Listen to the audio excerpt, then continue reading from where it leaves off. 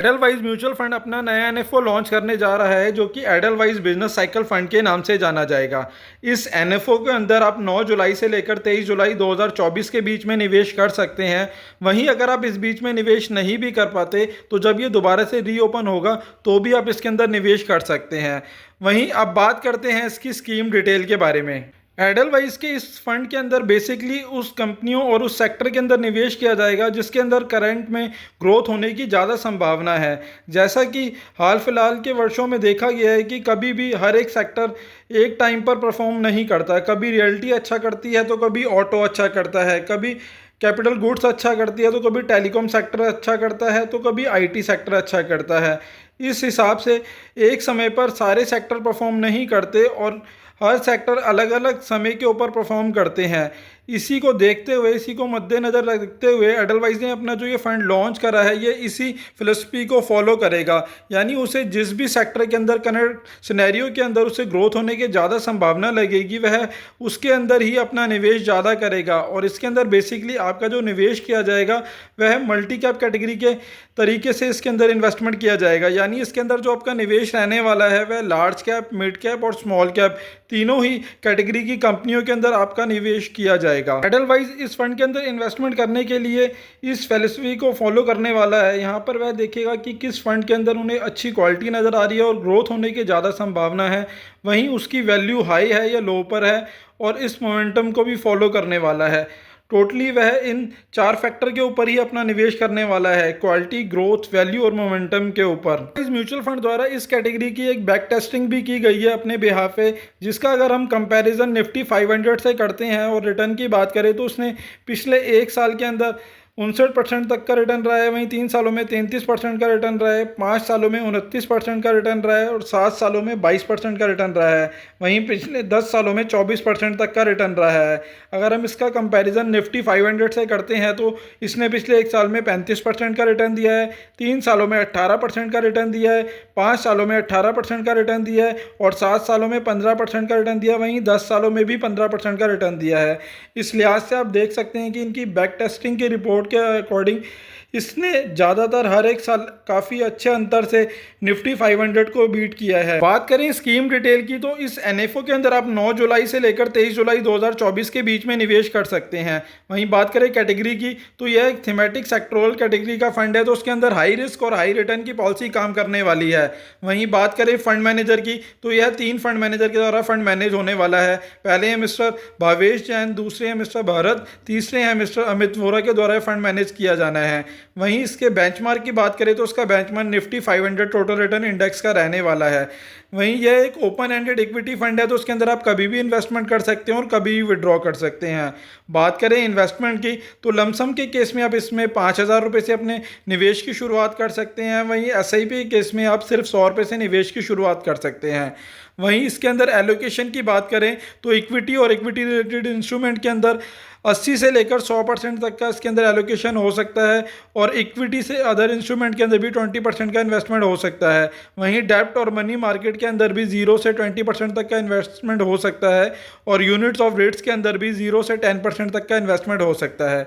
वहीं बात करें इस फंड के अंदर टैक्सेशन की तो क्योंकि यह इक्विटी कैटेगरी का फंड है तो उसके ऊपर टैक्सेशन भी इक्विटी वाला रहने वाला है। यदि आप अपने पैसे को 1 साल से पहले विड्रॉ करते हैं और उसके ऊपर जो भी प्रॉफिट होता है तो उसके ऊपर आपको 15% का टैक्स देना पड़ेगा। वहीं अगर आप 1 साल के बाद अपने फंड को सेल आउट करते हैं तो उसके ऊपर जो भी आपको प्रॉफिट होगा उसके ऊपर आपको 10% का टैक्स देना पड़ेगा। वह भी टैक्स आपको जब देना पड़ेगा अगर आपका प्रॉफिट 1 लाख रुपए से ऊपर होता है, और अगर आपका प्रॉफिट 1 लाख रुपए से कम है तो आपको इसके ऊपर किसी प्रकार का कोई टैक्स नहीं देना पड़ेगा।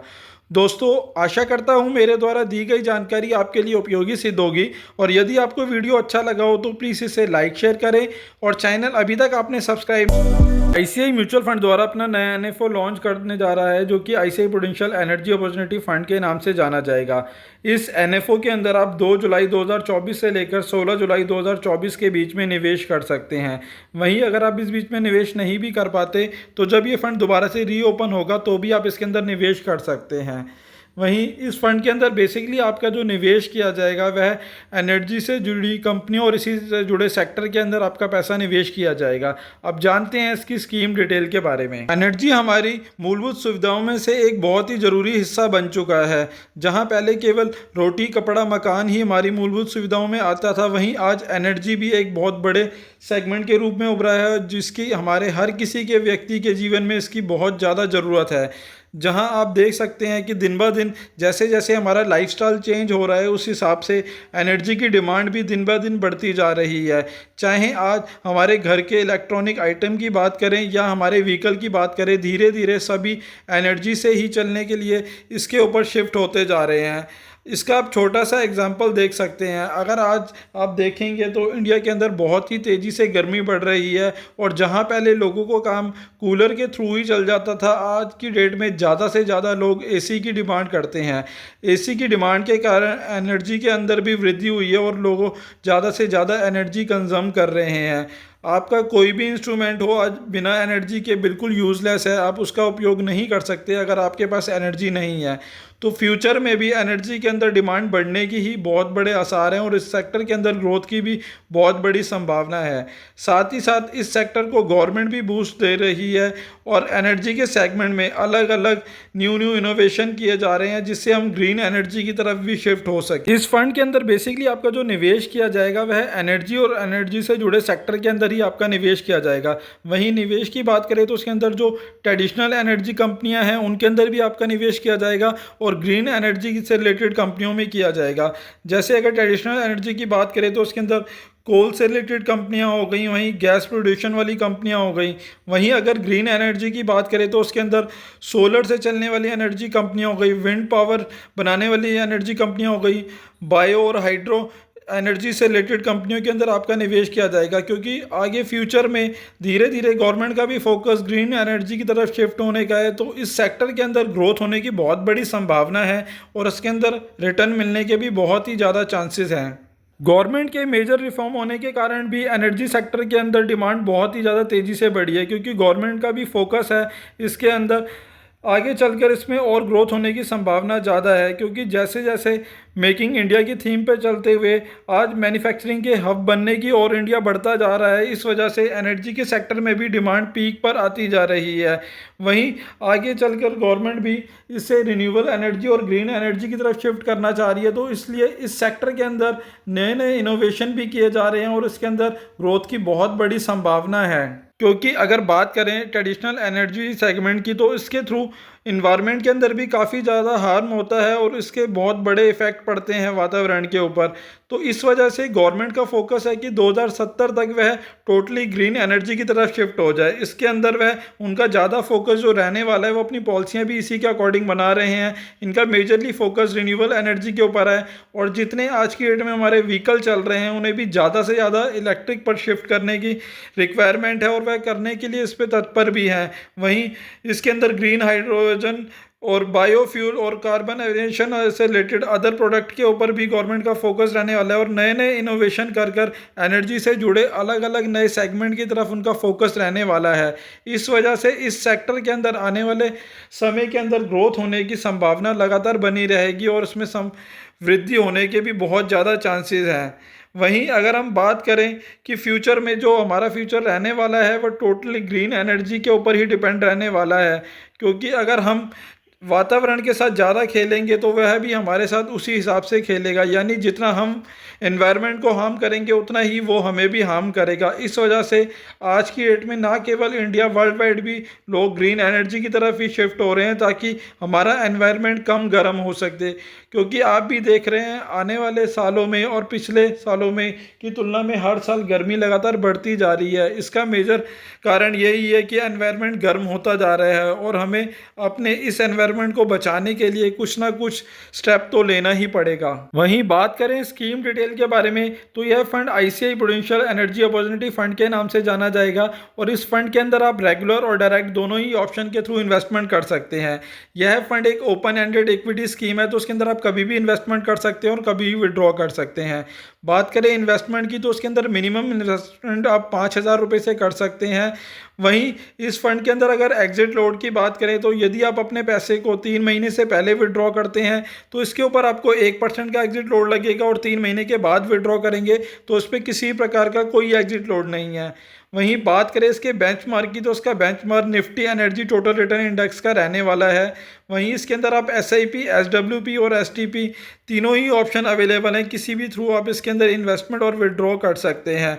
वहीं बात करें इसके फंड मैनेजर की तो उसके fund manager mister Shankar Narayan और नित्य मिश्रा जी रहने वाले हैं। वहीं इस सेक्टर के अंदर इससे पहले भी एक फंड ऑलरेडी लॉन्च हो चुका है जो कि SBI म्यूचुअल फंड द्वारा लॉन्च किया गया था, उसका भी हमने वीडियो बना रखा है। अगर आप चाहेंगे तो मैं इसका लिंक भी नीचे डिस्क्रिप्शन में दे दूंगा, वो भी देख सकते हैं। अगर आपने ऑलरेडी इस सेक्टर से रिलेटेड कोई एक फ़ंड ले रखा है तो आप उसमें भी बने रह सकते हैं, क्योंकि इसे आप इस तरीके से समझ सकते हैं कि अगर आपने ऑलरेडी कोई एक बाइक ले रखी है सेम मॉडल की और दूसरी कंपनी भी वही सेम मॉडल की बाइक निकाल रही है तो वो दोबारा लेने का कोई भी फ़ायदा नहीं है। वहीं यह एक थीमेटिक कैटेगरी का फंड है तो उसके अंदर रिस्क भी ज़्यादा रहने वाला है। यदि आप लॉन्ग टर्म निवेशक हैं तो ही आप इसके अंदर इन्वेस्टमेंट करने की सोचें, और अगर आप बिगनर निवेशक हैं तो इस फंड से दूरी ही बना के चलें। फ्रैंकलिन टेम्पल्टन अपना नया NFO लॉन्च करने जा रहा है जो कि Franklin India multi cap fund के नाम से जाना जाएगा। इस NFO के अंदर आप 8 जुलाई से लेकर 22 जुलाई 2024 के बीच में निवेश कर सकते हैं। वहीं अगर आप इस बीच में निवेश नहीं भी कर पाते तो जब ये फंड दोबारा से रीओपन होगा तो भी आप इसके अंदर इन्वेस्टमेंट कर सकते हैं। बात करते हैं कि मल्टी कैप कैटेगरी कौन सी होती है और ये किस तरीके से काम करती है। बात करें मल्टी कैप की तो उसके अंदर तीनों ही मार्केट कैप की कंपनियों को शामिल किया जाता है। लार्ज कैप, मिड कैप और स्मॉल कैप, इन तीनों ही कैटेगरी की कंपनियों को शामिल किया जाता है और इसी के अंदर आपका निवेश किया जाता है। वहीं बात करें स्कीम डिटेल के बारे में, अब जानते हैं कि ये फंड वर्क कैसे करेगा। इस फंड में बेसिकली आपका जो निवेश किया जाएगा वह तीनों ही मार्केट कैप के अंदर किया जाएगा, यानी लार्ज कैप के अंदर, मिड कैप के अंदर और स्मॉल कैप के अंदर। इसके अंदर बेसिकली मिनिमम 25% का तीनों ही मार्केट कैप की कंपनियों में निवेश किया जाएगा, यानी 25% आपका मिनिमम लार्ज कैप के अंदर इन्वेस्टमेंट किया जाएगा, 25% मिड कैप के अंदर इन्वेस्टमेंट किया जाएगा और 25% स्मॉल कैप के अंदर इन्वेस्टमेंट किया जाएगा।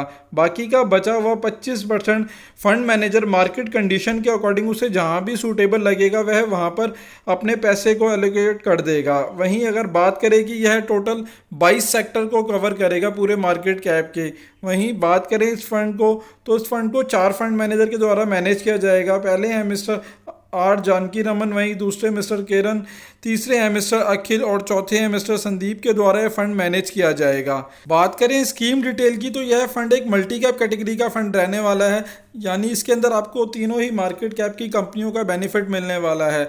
वहीं बात करें इस फंड के अंदर इन्वेस्टमेंट की तो उसके अंदर आप 8 जुलाई से लेकर 22 जुलाई 2024 के बीच में निवेश कर सकते हैं। वहीं यह फंड 3 फंड मैनेजर के द्वारा मैनेज होने वाला है। R जानकी रमन, मिस्टर किरण, मिस्टर अखिल और मिस्टर संदीप के द्वारा यह फंड मैनेज होने वाला है। वहीं यह फंड एक ओपन एंडेड इक्विटी स्कीम है तो इसके अंदर आप कभी भी इन्वेस्टमेंट कर सकते हैं और कभी भी विड्रॉ कर सकते हैं।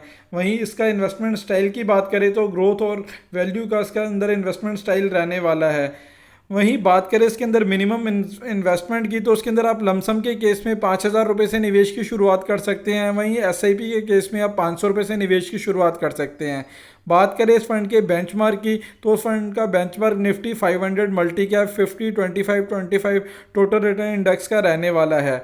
वहीं बात करें इस फंड पे लगने वाले एग्जिट लोड की तो यदि आप अपने पैसे को 1 साल से पहले विड्रॉ करेंगे तो उस पर 1% का एग्जिट लोड लगेगा, और यदि 1 साल के बाद करेंगे तो उस पर किसी प्रकार का कोई एग्जिट लोड नहीं है। वहीं बात करें टैक्सेशन की तो क्योंकि ये इक्विटी कैटेगरी का फंड है तो उसके अंदर टैक्सेशन भी इक्विटी वाला ही रहने वाला है, यानी कि अगर आप अपने पैसे को 1 साल से पहले विड्रॉ करते हैं और उसके ऊपर अगर आपको जो भी प्रॉफिट होगा तो उसके ऊपर आपको 15% का शॉर्ट टर्म कैपिटल गेन देना होगा। वहीं अगर आप 1 साल के बाद इसे सेल आउट करते हैं तो आपको जो भी प्रॉफिट होगा उसके ऊपर आपको 10% का टैक्स देना होगा, पर वो भी तब देना होगा जब आपका प्रॉफिट 1 लाख रुपये से ऊपर होता है। वहीं दोस्तों अगर आप इस फंड के अंदर इन्वेस्टमेंट की सोच रहे हैं तो इन्वेस्टमेंट से पहले एक बार अपने फाइनेंशियल एडवाइज़र से सलाह ज़रूर ले लें, और आपका नज़रिया लॉन्ग टर्म का हो तो ही इसके अंदर इन्वेस्टमेंट की सोचें। दोस्तों आशा करता हूँ मेरे द्वारा दी गई जानकारी आपके लिए उपयोगी सिद्ध। टाटा म्यूचुअल फंड द्वारा अपना नया एनएफओ लॉन्च किया जा रहा है जो कि Tata Nifty India tourism index fund के नाम से जाना जाएगा। यह फंड इंडिया का पहला टूरिज्म इंडेक्स से रिलेटेड फंड है। इस फंड के अंदर आप 8 जुलाई से लेकर 19 जुलाई 2024 के बीच में निवेश कर सकते हैं। वहीं अगर आप इस बीच में निवेश नहीं भी कर पाते तो जब ये फंड दोबारा से रीओपन होगा तो भी आप इसके अंदर इन्वेस्टमेंट कर सकते हैं। आप जानते हैं स्कीम डिटेल के बारे में। इस फंड में बेसिकली आपका जो निवेश किया जाएगा वह टूरिज्म से रिलेटेड सेक्टर और इससे रिलेटेड कंपनियों के अंदर ही आपका निवेश किया जाएगा। जैसे जैसे देश में एक स्थान से दूसरे स्थान के लिए कनेक्टिविटी बढ़ती जा रही है उसी हिसाब से टूरिज्म में भी लगातार हर एक साल ग्रोथ होती जा रही है, जिसका एक बहुत बड़ा उदाहरण है। जहां 2014 के अंदर हमारे यहाँ एयरपोर्ट की संख्या लगभग 74 थी, वही 2023 में बढ़कर 148 हो गई। वहीं अगर मेट्रो रेल नेटवर्क की बात करें तो जहां 2014 के अंदर ये 248 किलोमीटर था, वहीं यह 2023 में 880 किलोमीटर हो गया है। वहीं हाईवे की अगर बात करते हैं तो 2014 के अंदर हाईवे की संख्या अगर 91 थी तो यह 2023 में बढ़कर 146 हो चुकी है। तो आप देख सकते हैं कि जैसे जैसे देश के अंदर कनेक्टिविटी बढ़ रही है उसी हिसाब से लोगों का एक स्थान से दूसरे स्थान पर जाना ईजी हो रहा है। इस वजह से इसके अंदर टूरिज्म सेक्टर के अंदर भी ग्रोथ की बहुत बड़ी संभावना दिख रही है और आगे फ्यूचर में भी ये कंटिन्यू बने रहने की पूरी उम्मीद है। टूरिज्म के मेजर सोर्स की बात करें तो उसके अंदर सबसे पहले नंबर पर अगर हम बात करें तो इसके अंदर रिलीजन टूरिज्म आता है, जहाँ पर ज़्यादातर लोग अपने तीर्थ स्थानों के ऊपर यात्रा करते हैं और वहाँ पे काफ़ी लंबा टाइम भी व्यतीत करते हैं, जिससे इस सेक्टर के अंदर बूम बहुत तेज़ी से होता है। वहीं बिजनेस ट्रैवल के रूप में भी टूरिज्म का एक ऑप्शन आप देख सकते हैं। इसके अलावा मेडिकल टूरिज्म की वजह से भी लोग एक स्थान से दूसरे स्थान पर या एक देश से दूसरे देशों में जाते हैं। वहीं वेकेशन टूरिज्म भी इसका एक बहुत बड़ा उदाहरण है, जिसकी वजह से ज़्यादातर लोग एक स्थान से दूसरे स्थान पर जाते हैं और अपना ज़्यादा से ज़्यादा अमाउंट और टाइम भी वहाँ पर इन्वेस्टमेंट करते हैं, जिससे इस सेक्टर के अंदर ग्रोथ होने की बहुत ही बड़ी संभावना है और ये कंटिन्यू आगे भी बने रहने की पूरी उम्मीद है। होटल इंडस्ट्री की बात करें तो इस चार्ट के अंदर आप देख सकते हैं 2011 से लेकर 2024 के बीच में हर एक साल इसके अंदर ग्रोथ हुई है। वहीं अगर आप बीच में देखेंगे तो एक शॉर्टफॉल 21 के आसपास दिखा था जो कोरोना काल के आसपास का टाइम था और उसके बाद इसके अंदर फिर से दोबारा पीक पर आने की पूरी उम्मीद है और ये लगातार बढ़ता जा रहा है। वहीं बात करें तो आजकल जैसे जैसे लोगों की पर कैपिटल इनकम बढ़ रही है वह उसे यूज़ भी पूरी तरीके से कर रहे हैं और घूमने फिरने के लिए तुरंत निकल जाते हैं। अगर उदाहरण के तौर पर हम बात करें, मैं अगर आपको जहां मैं रहता हूं दिल्ली का ही उदाहरण दूं तो अगर यहां लगातार 3 दिन की छुट्टी कभी भी आ जाए, फ्राइडे सैटरडे संडे की, तो 50% से ज़्यादा दिल्ली के लोग आसपास के इलाकों में चले जाते हैं। जैसे हरिद्वार हो गया, मथुरा हो गया, नियर बाई के जो डेस्टिनेशन है वहाँ घूमने फिरने के लिए चले जाते हैं। आप जिसका उदाहरण आए दिन न्यूज़ में भी सुनते हैं कि पहाड़ों वाले इलाकों में, नैनीताल मंसूरी में लगातार भीड़ बढ़ती जा रही है। जैसे ही 3-4 दिन की छुट्टी आती है लोग घूमने के लिए एक दूसरे स्थानों पर जाने लग जाते हैं, जिसका यह बहुत बड़ा उदाहरण है कि लोगों के पास पैसा भी और वह इस सेक्टर के ऊपर खर्च भी भरपूर मात्रा में कर रहे हैं।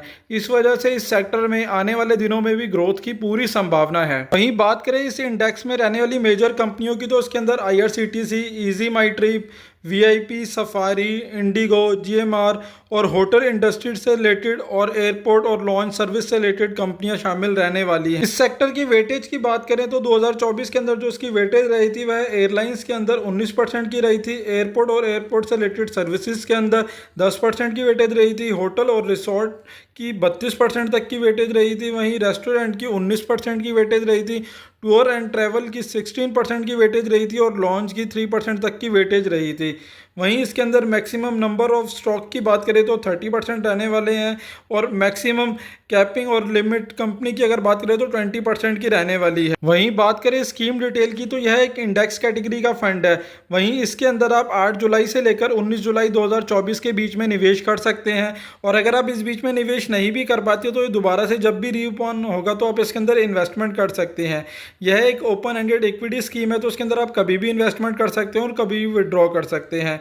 वहीं बात करें इस फंड पे लगने वाले एग्जिट लोड की तो यदि आप अपने पैसे को 15 दिन से पहले विड्रॉ करेंगे तो उसके ऊपर 0.25% का एग्जिट लोड लगेगा और 15 दिन के बाद अगर विड्रॉ करते हैं तो उस पर किसी प्रकार का कोई एग्जिट लोड नहीं है।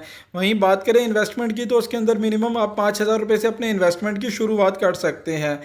वहीं इस फंड के अंदर अगर टैक्सेशन की बात करें तो क्योंकि ये इक्विटी कैटेगरी का फंड है तो उसके ऊपर टैक्सेशन भी इक्विटी वाला ही रहने वाला है, यानी आपको जो भी प्रॉफिट होगा और अगर आप उसे 1 साल से पहले बेचते हैं तो उसके ऊपर 15% का शॉर्ट टर्म कैपिटल गेन लगेगा, और अगर 1 साल के बाद बेचते हैं तो उसके ऊपर आपको 10% का लॉन्ग टर्म कैपिटल गेन लगेगा, पर वो भी तब लगेगा अगर आपका प्रॉफिट 1 लाख रुपए से ऊपर होता है। अगर 1 लाख रुपए से नीचे होगा तो किसी प्रकार का कोई टैक्स नहीं रहने वाला।